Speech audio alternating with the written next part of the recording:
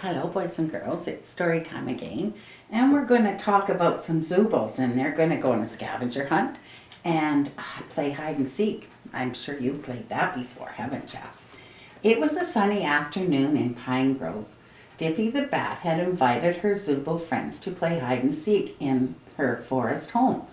Dippy was very good at hide and seek. She had quickly found Jaffa the giraffe, Scotty the ladybug, Ears the bunny, and Otto the octopus. The only friend left to find was Caribou the reindeer. But Caribou was good at hide and seek too. In fact, she was good at every game. She was always picked first for the teams and was always the last to be found in hide and seek. Dippy perked up her pointed ears and listened carefully. She heard a slight rustle nearby, peering closely at some twigs poking up from the bushes, and suddenly realized they weren't twigs at all. They were antlers, reindeer antlers. Dippy's golden eyes gleamed with excitement. "Gotcha!" the bat cried, swooping down to tag Caribou. "Good hiding." Caribou laughed and popped out of the bushes. "Good seeking," she told her friend. "That was fun," shouted Ears the bunny. He hopped high into the air and spun around. "Can we play a game?" said Spotty and Otto together. "How about a scavenger hunt instead?" suggested Dippy. "I'll hide things all around Zooble Island and you can work as a team to find them." "Now that sounds like quite an adventure," Jaffa said with a smile. The polite giraffe always knew the proper thing to say. "Meet me tomorrow morning at Petal Point," Dippy said. "We'll start the scavenger hunt there." The next day the Zoobles gathered in Petty Point. Dippy listed the items that she had hidden.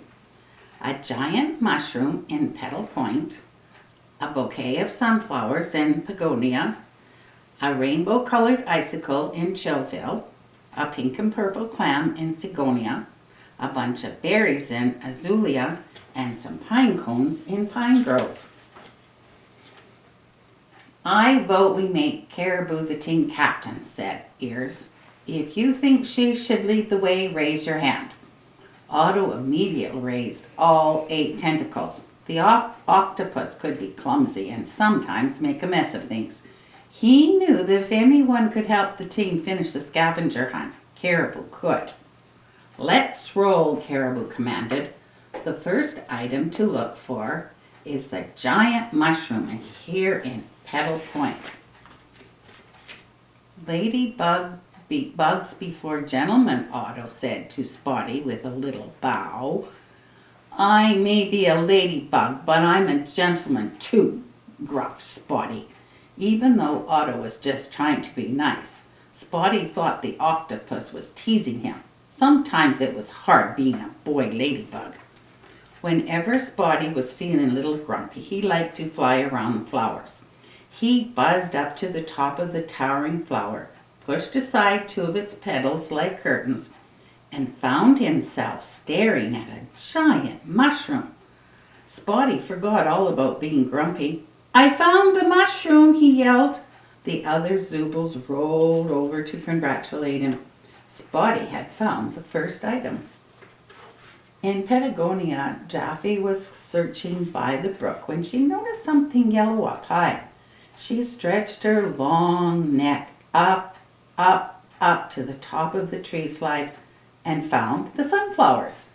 The team clapped excitedly.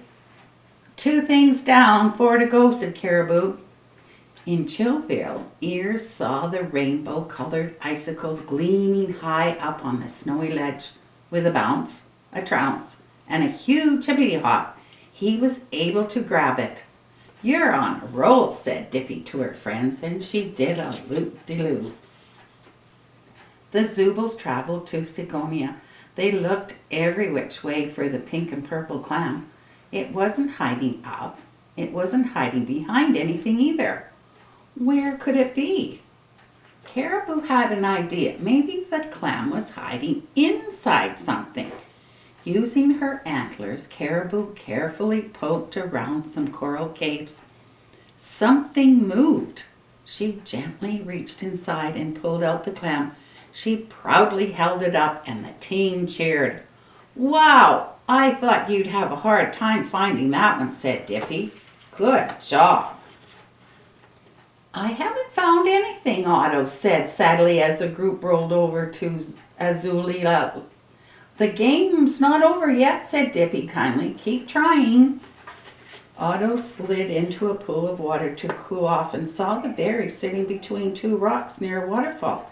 He grabbed them so hard that the berry juice squished all over him. I found them, he yelled. "Way to go, Otto," Dippy said. "Thanks to you, the team only needs to find one more thing.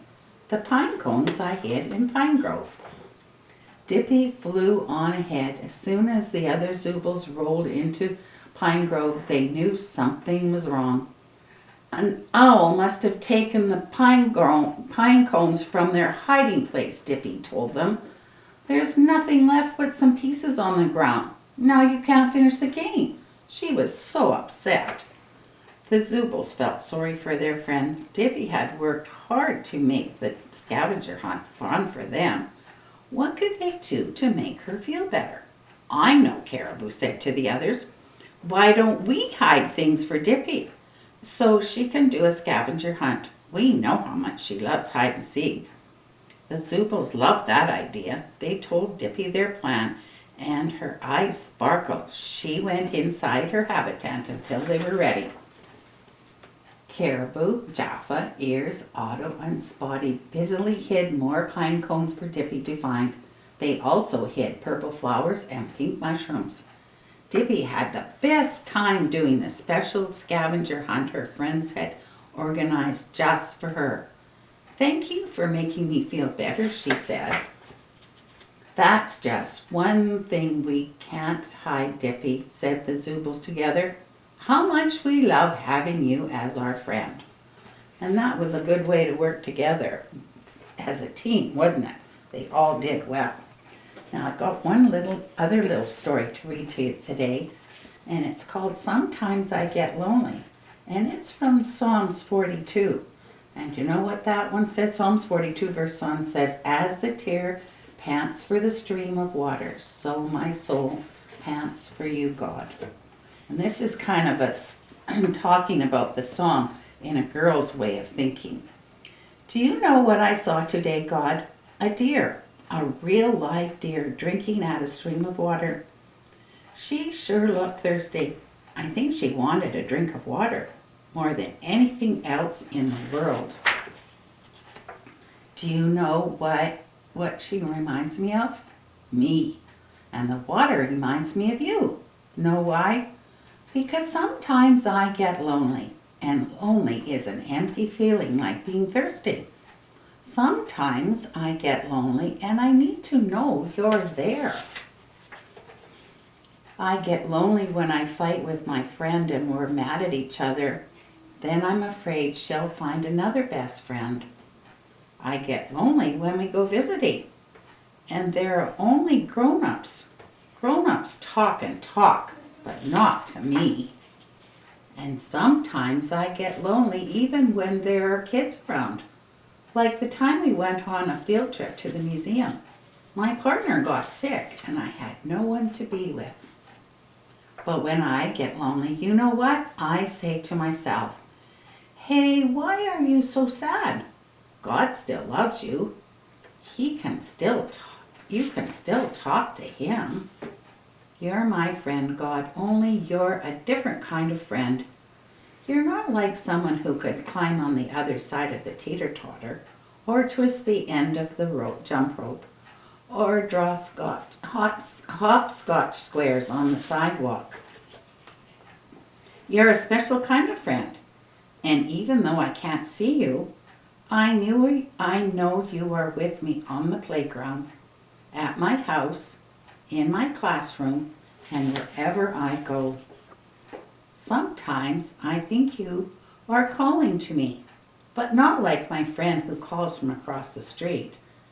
It's not that I hear your voice with my ears, I hear you inside my head. And when I feel your love all around me, like a waterfall splashing over the rocks, I feel your love in the daytime. I feel your love at night. So, those times when I get lonely, you know what?